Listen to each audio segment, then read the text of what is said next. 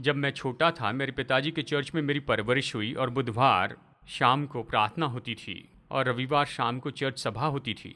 और अक्सर ऐसा होता था कि बुधवार रात और रविवार रात वो सभा के शुरू का भाग लेते और उसे वो कहते थे कि ये गवाही की सभा है, हम गवाही देने का मौका देते। इन दिनों में फ्यूनरल्स में होता है, हम चर्च में करते थे। गवाही देने के लिए माइक उपलब्ध था। ये बात तो बहुत दिलचस्प है।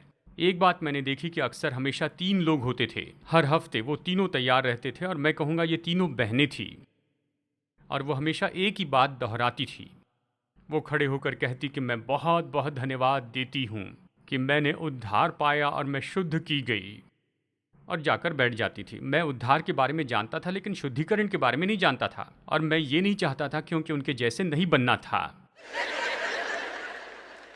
कई साल तक शुद्धिकरण शब्द का अर्थ पता नहीं था, लेकिन बाद में पता चला कि यह बुरा शब्द नहीं है, यह अच्छा शब्द है। शुद्धिकरण का मतलब पवित्र बनाया गया।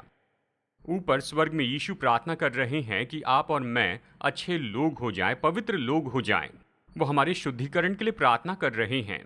बाइबल तो उससे लाने के बारे में मुख्य जरिया है, तो हम ये पढ़कर चकित नहीं होते हैं कि उसकी प्रार्थना कुछ इस तरह से है, सत्य के द्वारा उन्हें पवित्र कर, तेरा वचन सत्य है। देखिए क्या होता है, जब हम ये किताब खोलते हैं तो केवल बाइबल का ही ज्यादा ज्ञान नहीं मिलता है, लेकिन बाइबल हमारे जीवन में आकर हमें बदल देती है। प्रभु कहते हैं कि उन्हें शुद्ध कर, उन्हें पवित्र कर अपने सत्य के द्वारा, तेरा वचन सत्य है। इस समय जैसे हम इस कमरे में प्रभु हमारे लिए प्रार्थना कर रहे हैं कि यूहन्ना 17 से हम जिस वचन का अध्ययन कर रहे हैं, ये केवल हमारे मन से होकर न जाए, ये दूसरी ओर निकल न जाए, पर ये तो हमारे दिल में वास करने की जगह पाए, लेकिन हम इन वचनों को सुने और ये वचन हमें भीतर से बाहर बदल दे। यही तो यीशु प्रार्थना कर रहे हैं। वो प्रार्थना कर रहे हैं हमारे शुद्धिकरण के लिए, वो हमारी परिपक्वता के लिए प्रार्थना कर रहे हैं।